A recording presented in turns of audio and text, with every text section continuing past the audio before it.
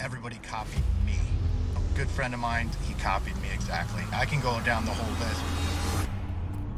I did a big interview with Ferrari a couple weeks ago. They stopped their electric program completely. The best places to work young are. If you had to start from zero again, what would you do differently? I would not pick the car business. What do you think the biggest change coming to the car world that nobody's ready for is going to be? I'm your host, Chris Barta.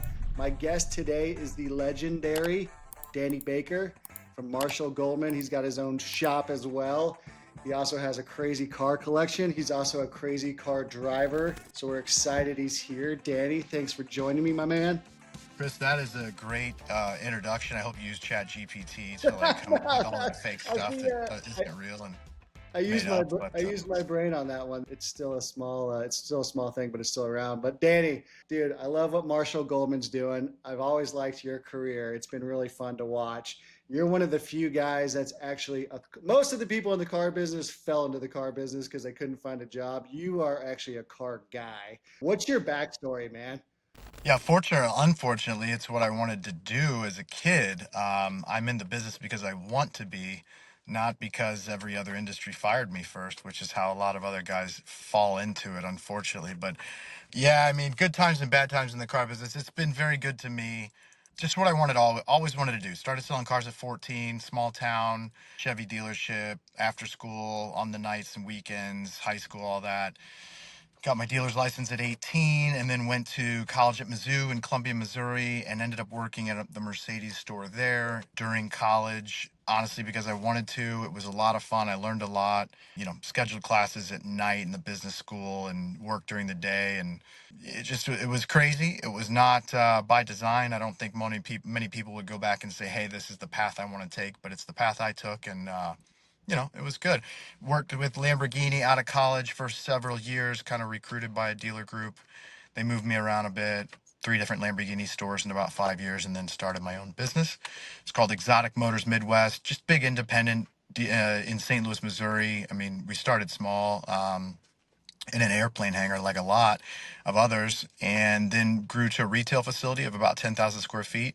And we were there on Manchester Road in St. Louis for about 5, 6 years. Then we moved into a little bit bigger facility for another 5 or 6 years. So I've had Exotic Motors, the dealer's license, since I've been 18. I'm Wow. 41 here in a few weeks. In 2018, basically was targeted by Marshall Goldman and the private equity group that was behind them at the time, and basically just a lot of love for Harlan and Marshall Goldman. They're just phenomenal people that have been super, super good to me. So basically, I knew they were going through their buy sell because Harlan told me. And he said, hey, as soon as we close this thing, I'm going to call you and see if you have some interest in joining us. And one thing led to another, and that happened. And essentially, I sold, my book of business and some other retail elements to Marshall Goldman and just went to work for them. And I was the COO for about 3 years, and then decided to move to Kansas City, which kind of made sense because at the time we were growing into our California division. We had a couple stores out there. Being in Kansas City puts me right in the middle. And Yeah. so I can go to our Cleveland store. We now have a Baltimore store. We have other stores in development on the East Coast, which is kind of exciting. And then we have the two stores, Beverly Hills and Newport Beach in California. So I'm right here in the middle. I travel to the stores a bit, travel to seek out good cars, and bring them into stock all the time. I was in LA Tuesday for a big deal, but it's all cars all the time. And yeah, it's good. Good times at Marshall Goldman. We're growing, so pretty exciting. And then I saw when you were pre Marshall Goldman, you had a kind of a sell your car type website. Was that was before Marshall Goldman, wasn't it? Yeah, it's kind of funny. So it's called I Buy Luxury Cars, right? And I'm not gonna be bashful about this. I'm gonna say it straight out. Everybody copied me. Okay.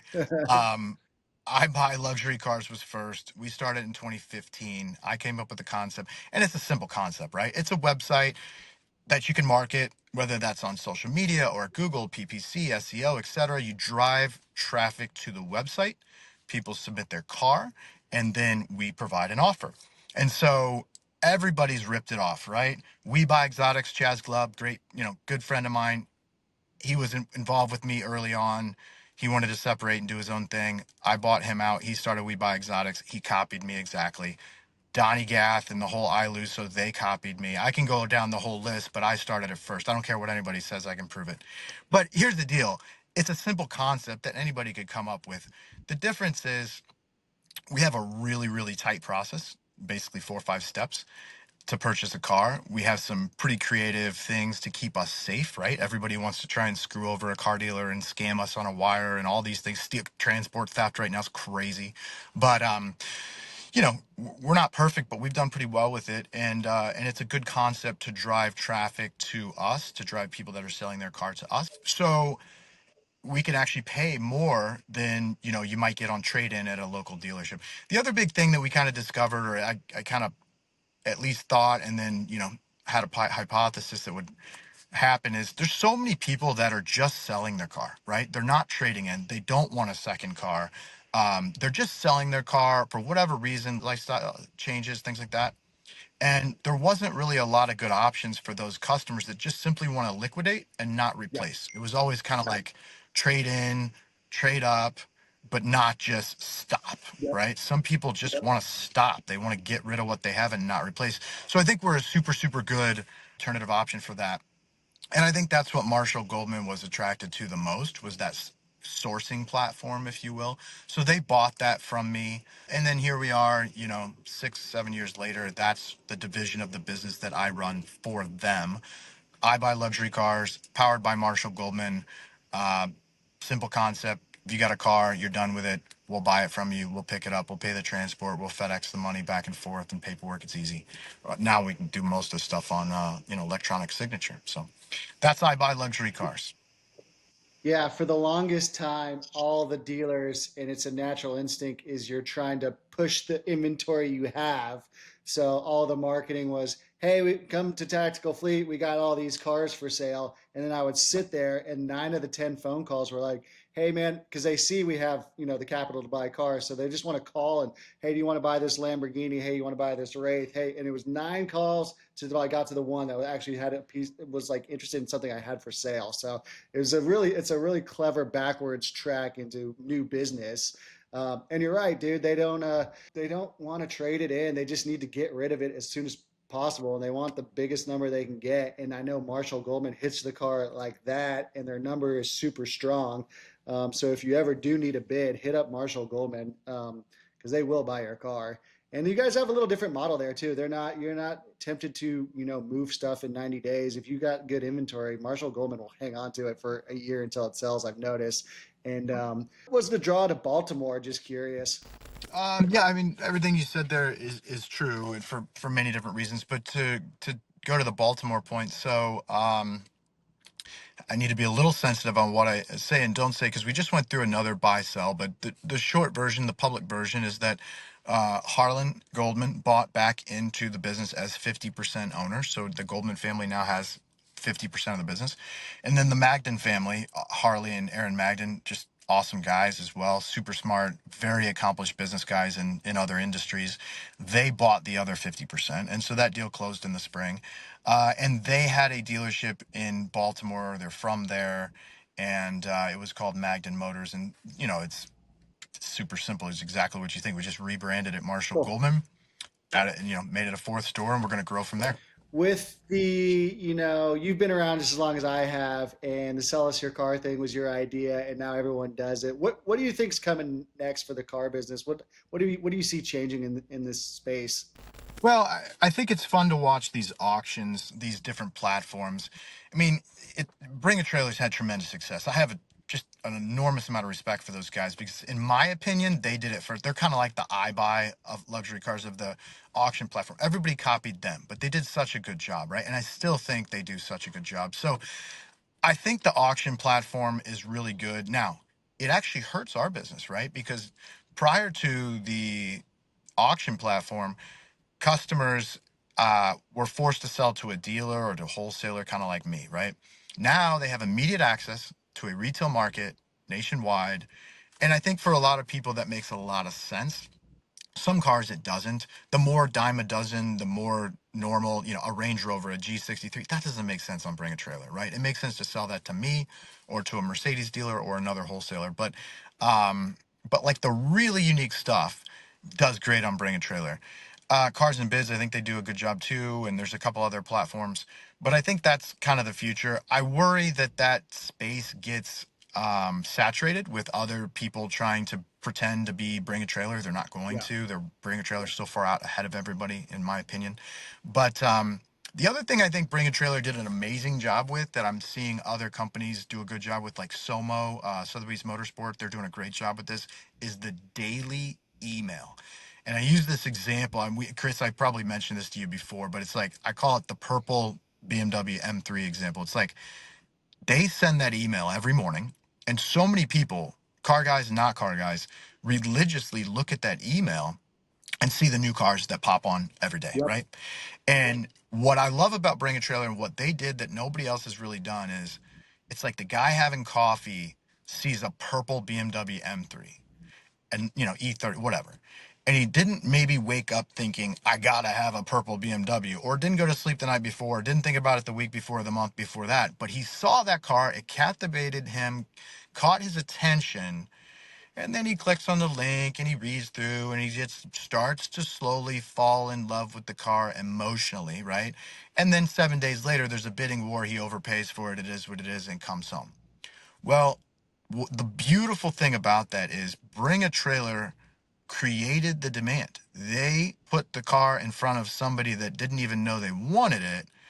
And because they put it right under the guy's nose, it created demand. He bought it, people bid on it, whatever. The problem with that for a company like Marshall Goldman, like us, is that guy probably would not have gone to AutoTrader, Cars.com, eBay, or even our website to search it Yeah. out, right? He didn't know he wanted it, but he saw it, fell in love with it, and bought it. And see, where we are is we're not putting cars on Bring a Trailer. We're selling them in our beautiful retail showrooms. And so you kind of got to search it out, Yep. right? Like it's got to be somebody that's in market for the specific car we have for the dots to connect with our business model. I'm not saying one's right, wrong, or different. I actually think they can play well, with each other in the market. And I think one of the other things that Bring a Trailer did, which is kind of good for companies like Marshall Goldman, is they created, in my opinion, an enormous amount of false demand. Like you see what Ferrari 458 Speciales are doing, especially Apertas. You see Challenge Stradales. You see 488 Pistas. And I'm the biggest Ferrari fan, and I get all the new Ferraris, and I drink the Kool-Aid. But you know, those cars shouldn't be that much money. They're not that special. There's no world ever where a 458 Speciale should be more than a Carrera GT. I mean, it's just absolutely stupid to me. But because of Bring a Trailer, some of these other auction platforms, people have just decided, a few, right, that they have to have a 458 Speciale Aperta, and they'll pay $1,000,000, 5 million, 6, 7 to own it, which it's like, I've had one before. It's not that, great car, but it's just false Yeah. demand. And so it's Bring a Trailer and some of these other platforms putting the cars in the market and creating all this demand. And I think long term it's probably healthy, but there's gonna be a little bit of peaks and valleys. It's fun. That's my opinion. Very, very biased, It, obviously. I it's am. funny you say that because when I was building Design Auto, it was going to be a picture of a Lamborghini and then the drop down menu. Do you want new, pre owned? Do you want a Bentley? And you had to go down the rabbit hole like you do on all the other ones. And then like the more I thought about it, I was like, you know what I'm going to do? It's going to be like a Netflix or like a Zillow where you come there and there's just stuff in your face. And so you have to be like, because I noticed they come to Tactical Fleet and they'd be like, I have 150 grand. I don't know what I want. I can go to Tactical Fleet. I can look at a McLaren. I can look at an R8. I can look at a AMG GT. So you just have to throw it in their face. So on Design Auto, there's going to be the top 10, the cars that change every day. These are the top most popular, which is fake demand because your Netflix tells you these are the top 10. My Netflix tells me these are Yeah. the top 10. Like, and Yeah. then you're like, who at the studio is putting, this movie back in the top 10? This movie hasn't been popular in 20 years. So it's not real, but you're like, oh, these are the comedies. These are the horrors. This is something you might like. And then you throw it in their face and then they're like, oh shoot, purple BMW. And then, he just got paid 2 days before. He's like, I want to buy something. And here it is. That's Yeah. how that works versus like, Yeah, it's the same thing, and then that leads into the AI thing. And how does AI change the used car business? Well, it's real simple. And you come to Marshall Goldman, if you're search around for an AMG GT, well, our website might serve up a couple AMG GTs. Whereas if somebody else is searching for a G63, they're going to see G63s. And it sounds like Design Autos kind of got that going as well. And I think that's good because it makes it more efficient for the Yeah. buyer. You cut the search time way down. You show people things that are relevant for them that they want to see, that you don't waste their time. I think that's all positive. Yeah, it's the wasting of the time. That's why like I don't like the big platforms because I'm looking for a Continental GT. This guy's paying to put his Rolls Royces at the top, and I'm gonna have to scroll past the sponsor to get to what I want. And then there's the little guy who has not a huge marketing budget, but he's got the car, but I don't even see it because he's at the bottom. It's kind of a weird space. But yeah, so you guys, Yeah, the sponsor thing, like, it's funny. It really just skews listings, in my opinion, just creates a bunch of wasted space on the screen, and but I think like with AI, it's becoming a little more organic. So at least for me, you look at Google, the first thing I look at is I look at the AI search or the AI, it's like AI, then sponsored, then the organic. It's like I look at the AI, read that. If I don't get what I want, I skip the sponsored, I go right down to the organic and get my answer. But yeah, it's interesting stuff. yeah, it is interesting. So you guys are doing the AI search on your website. You just rebranded the logo too. I noticed it looks good. It looks really sharp. I'm not involved in that. I can't take any credit. That's the Magden team basically, in Harlan, and they've worked really hard on that. And yes, you're paying attention, Chris. We launched the new website a couple days ago, mobile updated in the last couple days, and yeah, it's just we got a lot of cars, just like tactical in the past, like 200, 250 cars, 300 sometimes. So people sometimes want to scroll through every car. They're enthusiasts. They want to look at all the things, but most of the time, I think people just want to. They have an idea what they want. And they want to go right to Yep. it. So we're gonna, they have those options on our site. Yeah, We kind of touched on it a little bit, but what do you think the biggest change coming to the car world that nobody's ready for is going to be? probably changes a little bit for me day to day. I mean, there's several relevant things. We talked about the auction. There's a lot of Yeah. auctions, right? Broad Arrow jumps into the game. I think there's a lot of saturation in the auction market, both physical auctions like at Pebble Beach and you know, Amelia Island and Scottsdale. And then I think there's some saturation in the auction platforms, the website based stuff. So I think that changes. I don't know where that's going to go. There's just too many auctions and too many cars. I mean, look at Mecum, right? Like their sell through rate is terrible, but they're one of the most profitable businesses out there because they run 50,000 auctions. They sell 70,000, some stupid number of cars, right? And they have to dig down into the weeds of cars that nobody really cares about and that I think are irrelevant to get enough cars to supply their auctions. The other thing they do is they go out and buy cars, from the 1st of January to basically May 30th to supply their own auctions across the country. Again, more false demand. But so I think it's interesting to see where these auctions go and how that all plays out. The other big thing that's really changing in the market is the electric car thing. I mean, it's fascinating to me just to see how Americans have completely rejected anything electric as far as enthusiast cars, collector cars, sports cars. Now, I think electric cars have a tremendous place as far as, basic mode of transportation, A to B around town, 30 miles from your house, drive to the office and back. But when it comes to the enthusiast market and the collector cars and sports cars and performance cars, Americans do not want full electric cars. And so we saw this. We saw these manufacturers, because of stupid government mandates, force these cars into people, and then the public like rejected them. Like, no, we don't want that. Well, it took a couple of years, and now the manufacturers got hip to that, and they're starting to throttle way back. I mean, I did a big interview with Ferrari a couple of weeks ago. They stopped their electric program completely. I was in their factory in October to see the F80, and they build this gorgeous, I don't know how many hundreds of millions, or I don't know how many, it's a lot of money, Yeah. right? Gorgeous new factory, all electric cars, invested so much money, and then they realized, thank goodness, the public doesn't want it, their buyers don't want it, and boom, they pull the plug. They didn't just pivot, they didn't just change, they stopped the program. And so I think if I'm Doug DeMuro and Kenan and those guys in the podcast, I'd be like cheering, like, yeah, we did it because we don't want that No, stuff, you know? yeah. So that's something to pay attention to. It's just technology and how things go about. And, some technology is rejected. And full electric cars in the enthusiast market have been squarely rejected. Yeah, I saw that article not too long ago. Ferrari's always like, this is going to be the last V12. This is going to be the last V8. And then like I saw, Yeah, they're really. like, if people are buying the V12s, we're going to make it. They're not. Well, exactly. And now it's like we're firmly committed to the naturally aspirated V12, and we'll build it as long as we can. It's like, cool, that's what we want, Yeah, you know. But but I think the problem becomes some of the government issues yeah. where in the EU where they're forced to build so many electric cars or forced to build so many hybrids that produce 40 miles to the gallon to be able to build a small number of niche V12 naturally aspirated gas guzzling cars. I get it.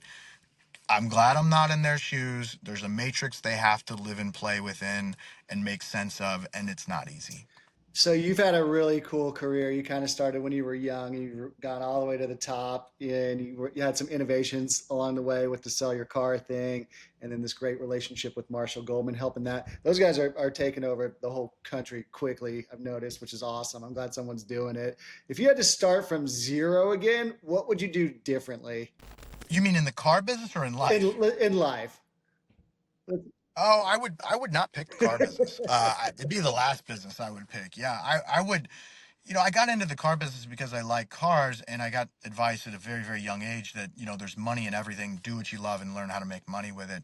But there's so many other ways to make money and so many other industries that pay more than the car business. I mean, the car business is not where I make the majority of my income, thank goodness, but it is a relevant source. Thankfully, my wife and I are entrepreneurs. We're involved in several other industries that do well.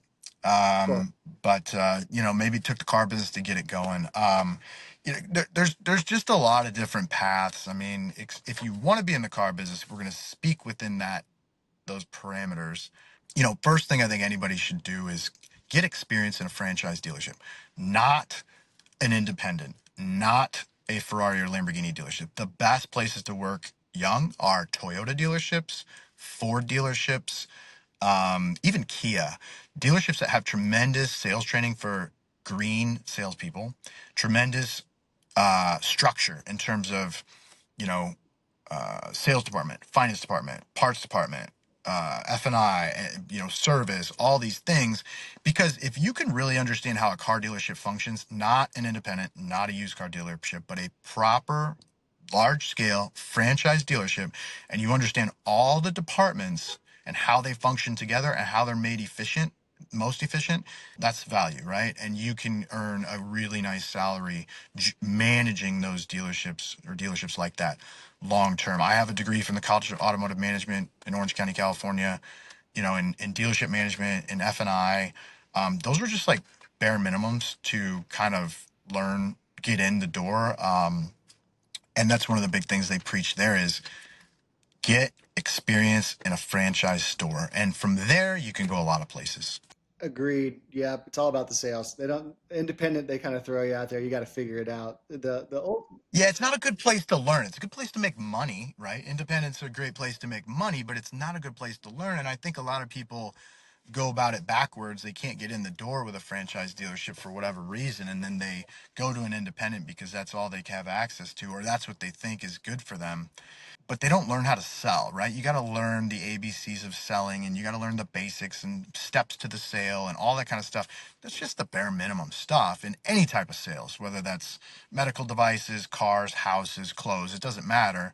But get that basis and it can happen quick in a year. I mean, a year of experience in a Toyota store, oh man, that's worth the right Toyota yeah. store, right? But that's enormous. And I learned a lot of that stuff in college. I worked at a Chevy dealership in high school, but I worked at that Mercedes store in college. And that's where I learned a lot of like proper dealership organization structure, all the departments and how they have to play together. Speaking of sales and speaking of Mercedes, I see you've got some crazy cars of your own stored over there. Do you want to talk about that, or is that kind of off the radar? Well, I mean, it's public information, right? I mean, I raced with Ferrari in the Challenge Series for the better part of 7 years. I do get all the new Ferraris that come out. That's been a big part of my life, right? It's been 12 years buying new Ferraris. Got a big relationship with Ferrari Palm Beach. I think very highly of those guys. The whole new country operation, Calvin and Eric and Francis and Dawn and JR and Service, all the people at Ferrari Palm Beach, they've been super, super good to me. They've got me the right cars, all the special cars, and that's been awesome. I mean, collecting cars, racing, going to the events. My wife and I have met our best friends doing that stuff. So yeah, it's really cool. And then I think what you're probably hinting at on the Mercedes front is the Project One or the AMG One. I was on that, development council or board, involved in the program, I will say, Cool. for 8 That was a years. that was a Right, we sent slow the that was a deposit. slow process, wasn't it? It's just a complicated Yeah. car, right? But imagine sending a significant deposit in May of Yeah. 2017, and then in June of 2022, still not having the car, but being told, "Oh, we can't get the car into the U.S. Do you want it or not?" Oh, and by the way, we were sold out. 1,500 more orders than we can build. If you don't want it, no problem. We'll sell it to somebody in Europe, right? So we took the car. It's in Dubai. We can't bring it to the U.S. I think there will be a pathway to get it here. Within the next 2 or 3 years. The biggest issue is servicing that car is crazy complicated, and it needs to be by a service point, and there's no points in the North America yet. So there's no sense to bring it here, but I think eventually it can. And that is an amazing car. I've driven the car many, many times, many track days in the car. Cool. My wife has driven the car. There's nothing like it. I haven't driven the F80. I do think the F80 will be on par, but so far I think the AMG One is the foremost supercar. And I have driven the Valkyrie, and I have driven most of the Paganis and most of the Koenigsegg's, and they can't do on a track what an AMG One can. Nothing can yet. That is the foremost hypercar on a track. If someone wanted to see these cars and you driving them, where's a good spot to go look that up? Is that YouTube or is that Instagram or what's your handle on those? I don't post a All lot of right. them. No, normally, I worry about the same things that a lot of people worry about Yeah. theft. I worry about vandalism. I have them in a secure building here in Kansas City, for the Ferraris, and I've got some other Mercedes in there. But I don't. I've got young kids. That's kind of my world. Cool. We're very active. We travel a lot, and so like I'm in an F-250 right now doing this podcast because I'm helping my wife move some things around for her business.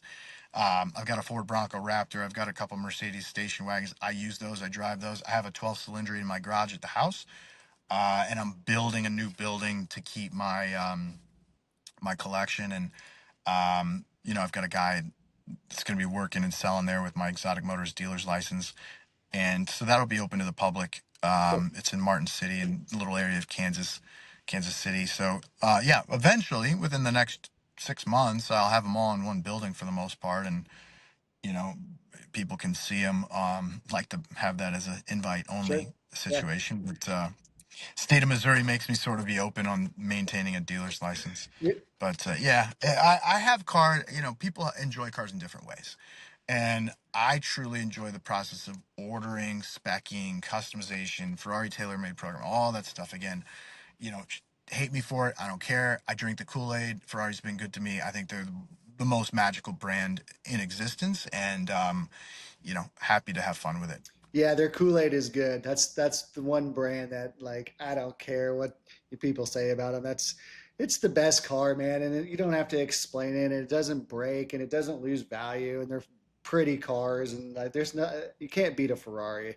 I agree, and it's funny because like the 849 Testarossa was launched last week, and I just fell in love with the shape. Right, I have an SP3. I'm a big fan of the SP3, but when you see the 849 in pictures, I haven't seen it in person, but the shape, the overall road presence, I think is very SP3-ish, and I love that. And then so many people want to hate on the car. Well, let me tell you something. In my experience, the people that are hating on the car, they're not buying the Yeah. car. They can't get their hands on the car. They're not, they're not qualified to get the car. Whatever. Hate me for that too. I don't really care. Point is, I'm getting two of them. I freaking love it.